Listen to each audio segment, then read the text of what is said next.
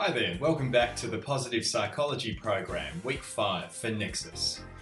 This week we're going to be talking about techniques for reinforcing key learnings and helping clients to turn short-term gains into long-term habits that stick.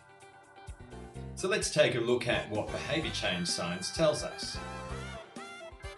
Have a think about this thriving garden and the commitments, and growing new habits can take some time. It starts with a preference, which is a conscious decision to think in a different way or to do something differently.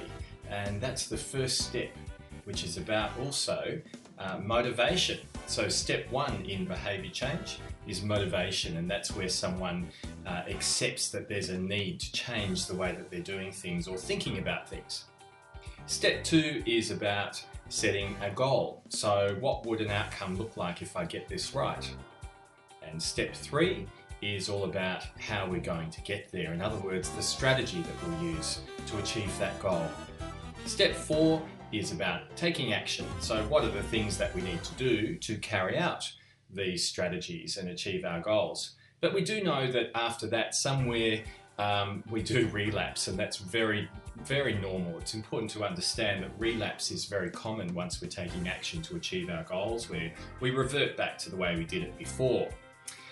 So have a think about what this looks like, the doorway to longer term habits. And these are about understanding getting some sustainable habits going, like maintaining your garden. And maintenance and reinforcement are very important to create new habits out of actions that we did short term. So repeating the same thing over and over again is key.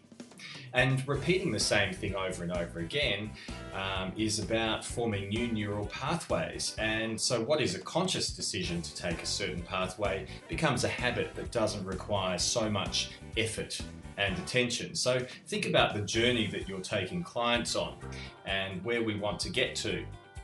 To help your clients get somewhere that's sustainable, what would that look like? Think about what you can do to help them to maintain and reinforce what they've learned. Try to include regular discussion about their strengths, one of the key elements to the thriving garden. Ask them what is going to go well right now for you, especially if you keep applying your strengths. That brings them back into the present and also helps ignite gratitude, and that can also help build optimism. You could also ask, what are you looking forward to the most in the near future? You can remind them to call upon their supportive relationships when they need them, and that includes with you as their consultant post-placement, and encourage them to learn from their challenges and successes, to see these as meaningful and valuable. Remind them to set goals to do the things that bring them joy, and this helps build positive emotion, which also helps people to perform and stay confident.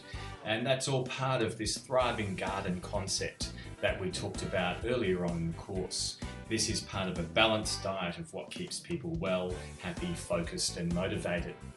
So this week we'll be talking about ways to help your clients to maintain and reinforce the progress they've made. So be prepared to bring along some examples so that we can discuss them. And really looking forward to seeing you in the chat room. Let's discuss these examples when we meet later in the week. Thank you and bye for now.